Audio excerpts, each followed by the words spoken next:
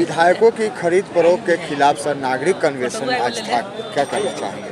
देखिए, जो विक्रम के मतदाताओं के साथ यहाँ के महागठबंधन के साथ बहुत बड़ा अन्याय हुआ 2015 में, 2020 में दो चुनाव जिस विधायक को लोगों ने भारी मत दे करके जिताया था और अब उस विधायक ने गद्दारी की, तो हमें तो लगता है कि सबसे पहले विधायक को इस्तीफा देना चाहिए था।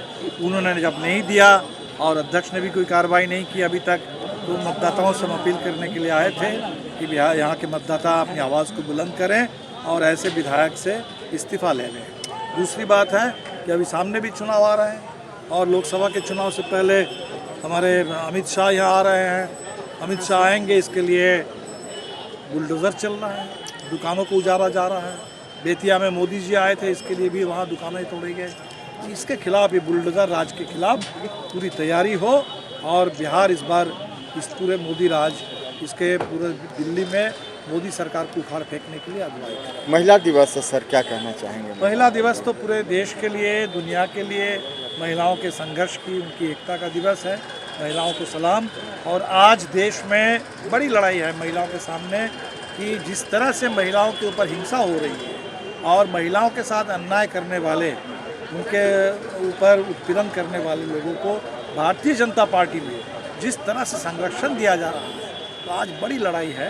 हम अपील करेंगे तमाम लोगों से जो संविधान की रक्षा के लिए, आरक्षण की रक्षा के लिए, सामाजिक न्याय के लिए लड़ने वाले लोग हैं, उन तमाम लोगों से हमारी अपील है कि महिलाओं का भरपूर साथ दीजिए और सामाजिक न्याय, महिलाओं के अधिकार भी सामाजिक न्याय का ही हिस्सा है। सामाजिक न्याय मतलब सिर्फ आरक्षण नहीं, गरीबों को न्याय मिले, ज़मीन मिले, महिलाओं को बराबरी मिले, ये सब सामाजिक न्याय के अंदर आता है। और इस सामाजिक न्याय और लोकतंत्र की लड़ाई को मजबूत करके महिलाओं का पूरा साथ दीजिए। सुप्रीम कोर्ट का सर चंदा को लेकर के बड़ा आदेश आया था और उस आदेश की उसकी अवमानना हुई है। सुप्रीम कोर्ट ने कहा था कि 6 तारीख के अंदर स्टेट बैंक को पूरी जानकारी दे देनी थी इलेक्शन कमीशन को। स्टेट बैंक ने काम नहीं किया, इसीलिए सुप्रीम कोर्ट में अभी नया केस आया है कंटेम्प्ट ऑफ कोर्ट का।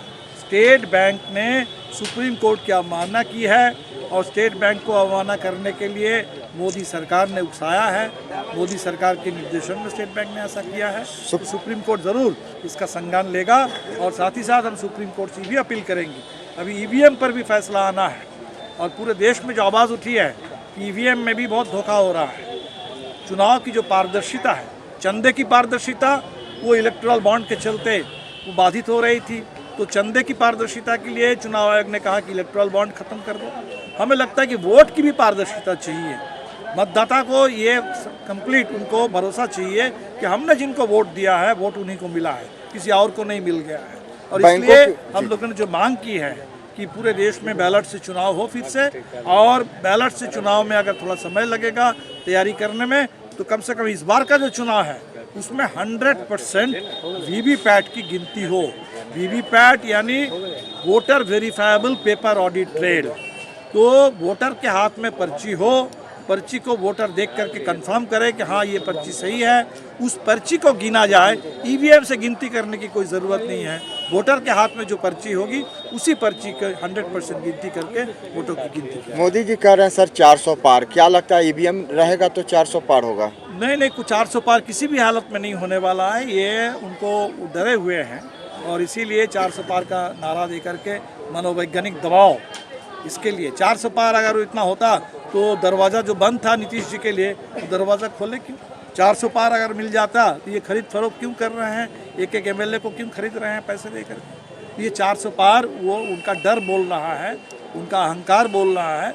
चुनाव में जनता तय करती है, अभी जनता के पास हक है और मुझे तो लगता है कि जनता हिसाब मांग रही है, जवाब मांग रही है कि 10 साल आपने क्या किया, उसका हिसाब नहीं है। और इसीलिए एजेंडा बदलने के लिए 400, 400, 450 की बात कर रहे हैं। तो जनता अब जवाब मांग रही है और चुनाव जब आएगा जनता जवाब दे देगी मोदी सरकार। पाटलिपुत्रा लोकसभा क्षेत्र के जनता को सर क्या मैसेज देना चाहेंगे? पाटलिपुत्रा और पूरे बिहार, हम लोगों ने उस दिन गांधी मैदान से भी जनता ने भी मैसेज दिया मिलकर के जन विश्वास रैली में, और हमें लगता है कि ये मैसेज पाटलिपुत्रा के भी हर कोने में पहुँच गया होगा। आज जो विक्रम से बात उठी है कि गद्दार विधायक से इस्तीफा लेना है और जो गद्दारी हुई है इसका जवाब चुनाव में दे देना है। और पूरे पाटलिपुत्रा में अभी तो तय नहीं है, माले को लड़ना है या राजद को लड़ना है, अभी जो भी तय होगा तो पाटलिपुत्रा से इस बार महागठबंधन की जीत की पूरी गारंटी करनी है।